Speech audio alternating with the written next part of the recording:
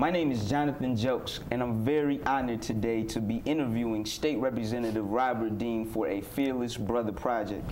Reverend Dean, how are you doing, sir? All right, yourself? Man, excellent, excellent. Man, it's a beautiful Saturday morning here in Michigan, and I think that that's indicative of brighter days to come, definitely a brighter future. Been going through some tough times, and we're happy to have you on this program Thank today. you, appreciate it. For starters, sir, I want you to introduce yourself to the people. A Fearless Brother Project is a new production company, and a lot of people might not be familiar with you who view their program on a consistent basis. So if you would just give you a brief a brief bio.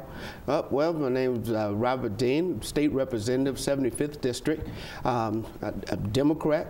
I've been married for 36 years. I've been a pastor, New Life Church of God in Christ, for 30 years.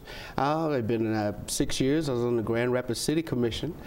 6 years, I was on the Grand Rapids Public School Board. So I've been out there and been trying to make a difference. Yes, sir. Now, Reverend Dean, we've seen that Governor Granholm, Jennifer Granholm, just delivered her final State of the State address. She had a lot of stuff in there, things that she was talking about that needed to get done for the state of Michigan, things that she wanted to see get done. Hey, yo, start back up with the Jennifer Granholm situation. Start from there, okay? All right, get back. Let's do it. Reverend Dean, it's 2010. Governor Jennifer Granholm just delivered a few days ago her final State of the State address. She talked about initiatives that she wanted to get done during her 8-year tenure, and she talked about where the state of Michigan needs to go. Can you elaborate a little bit on what her tenure has meant for the state of Michigan and what has been positively accomplished during that?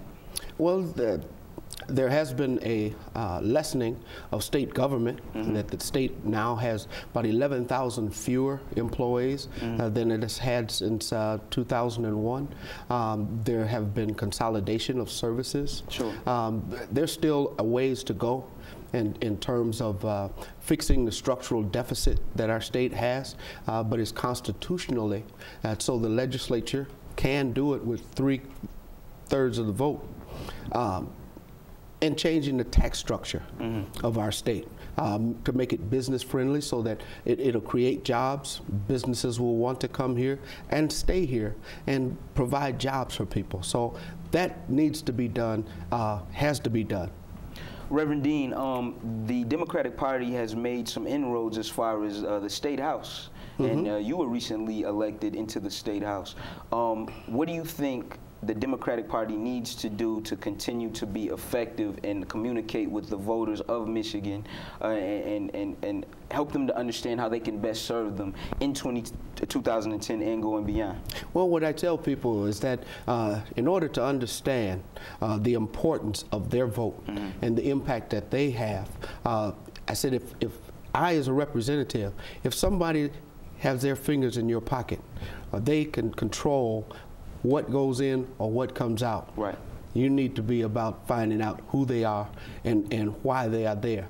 You want someone that's going to represent you. The Democratic Party can strengthen itself by yet continuing grassroots efforts, by what I would call developing young minds such as yourself that are coming along, that are interested in what's happening, seeing the different trends, and yet being able to tap into that younger voter, that younger person that may be disinterested. But how do you get them interested? One irony is that I'm a grandson of a former slave. That picture sticks in my mind. I can never forget where I've come from, that I'm sitting here literally on the shoulders of my grandfather, sacrifices he made. That has to be emphasized over and over and over, that you have heritage, that you have roots, and you need to carry on that legacy. So basically understanding where one has come from in order to determine where one will be going in the future. Definitely, definitely. Representative Dean, I think a lot of young people are concerned about the two-party system. You have the Democrats and the Republicans. They have a very tumultuous relationship, head-butting all the time. We see a lot of fighting, you know what I mean, between the two parties. How can we move towards more bipartisan bipartisan cooperative action. I think a lot of young people really are starting not to care about what party you're associated with. People just want to see action and results. Well, one of the things that, for me, starting out, as I said, I was 6 years on the Grand Rapids Public School Board, which was a non-partisan position. Sure. The Grand Rapids City Commission was a non-partisan position. So I learned how to work. Did not matter if it was a Democrat or Republican, but it was about results, results-oriented. That's what I've kept in the forefront. I ran as a Democrat. I was elected as a Democrat. But you know, it's about people. I know who I'm serving. I know who sent me. And that's who I'm representing. I'm speaking up for the people. What's going to best serve the people? And as long as you keep that in the forefront, you can get things done. And that sometimes you may get your way, sometimes the other person may get their way, but then you learn how to work toward the center.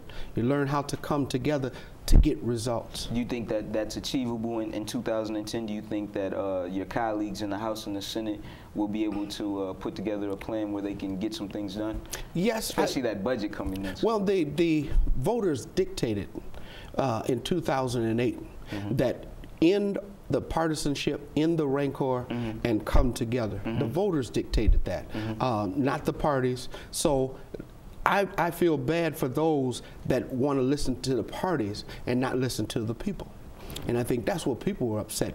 Business as usual is unacceptable. No, you can't keep going along just doing the same old thing, trying to satisfy somebody else. Sure.